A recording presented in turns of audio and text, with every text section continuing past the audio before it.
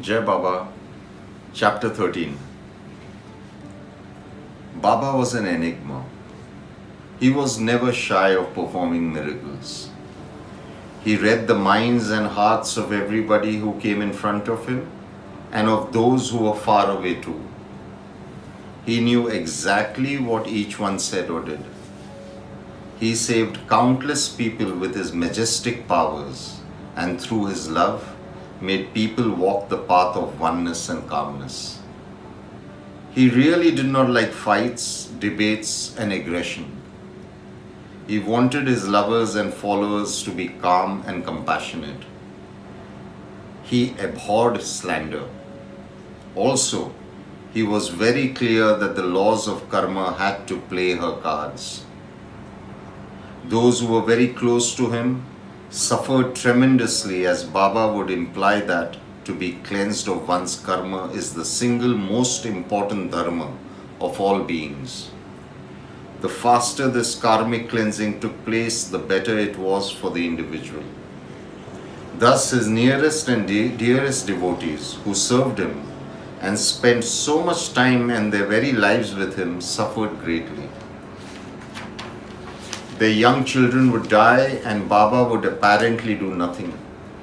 They would become bankrupt and Baba would give his monologue on karma. On the other hand, he performed miracles through the day. He was an enigma, he is an enigma, and he will remain an enigma. Tajuddin Baba and Baba Sai performed miracles all through their lives. Baba used to say that each master comes with a portfolio, but to both, the greatest miracle was leading an individual from darkness into light. When a master predicts something, that prediction is momentary. But when a master initiates one onto the path of radiance, takes the one away from darkness into his light, that miracle is forever and evermore. Baba would wonder how many truly wanted this miracle. Once Baba Sai told Nana Sahib, while only both of them were seated near the holy fire, Dunimai, that I will not allow my devotees to come to harm. If a devotee is about to fall, I stretch out my hands, and instead of two, I support my devotee with 4 outstretched hands. I will not let my child fall, but Nana, I do not perform any miracles. My words look like magic, a chamatkar to you, because you do not know the future. So you think that I perform miracles, and you turn your love and reverence onto me. I, in my turn, turn your love and reverence onto God and see that you are really benefited. Even though he had lived in Shirdi for 20 years, Baba's fame had not really spread. He was only known in Shirdi and in a few adjoining towns. He was dearly loved by those who knew him, but he was still considered as a fakir, and most Hindus stayed away from him. The first time when people, especially Hindus, sat up and took notice of Sai, who till now was known as a powerful but an extremely eccentric Sufi, was in the year 1878. This was because the Guru of all Gurus, the powerful, the no-nonsense, exceedingly to the point, very orthodox but benevolent Guru to many, Swami Samarth of Akolkot, proclaimed something just before he took Samadhi. He informed all his devotees that though he would be dropping his body, he would not be forsaking his devotees. He said that all those who wanted to meet him after he had dropped his body could go to Shirdi and meet him in the Fakir Sai, Sai Baba of Shirdi. Swami Samarth of Akolkot was loved and worshipped by countless devotees. By him revealing to his close disciples that Sai Baba and he were one, he indicated 2 things. First and foremost, that masters are beyond religion and duality.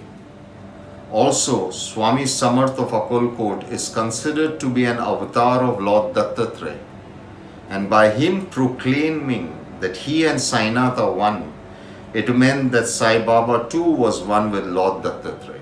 All those who stayed away from Baba because of his Sufi appearance and being considered as a Muslim, as well as his unorthodox behavior, realized that Baba Sai was beyond his appearance, his behavior, and his eating habits.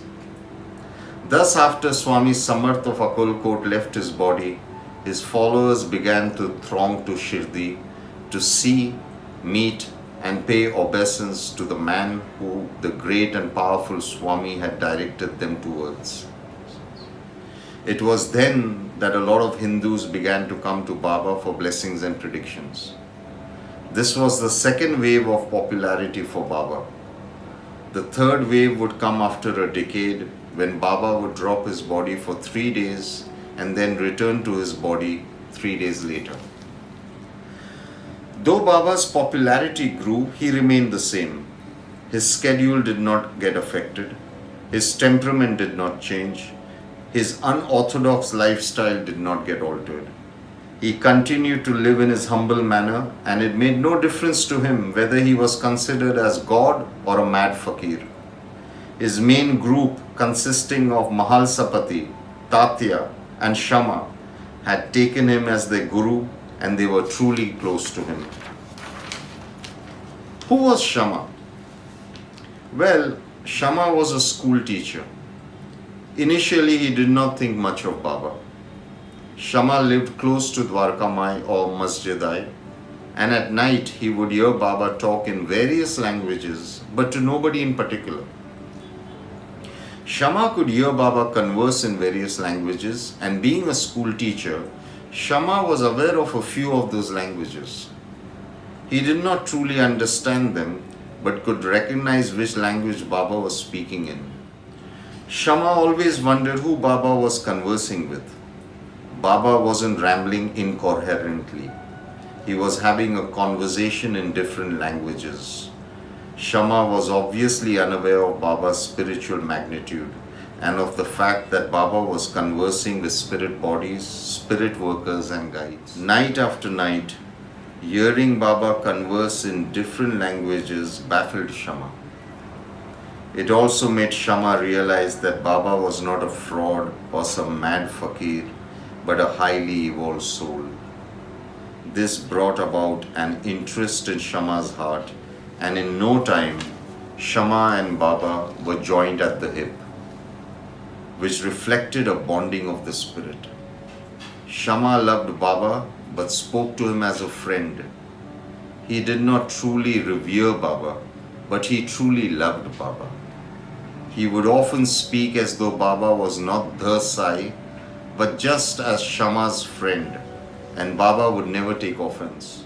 It was only after Baba dropped his body that the reality of who Sainath truly was hit Shama, and he would cry tears of regret for not revering Baba but treating him as a close friend.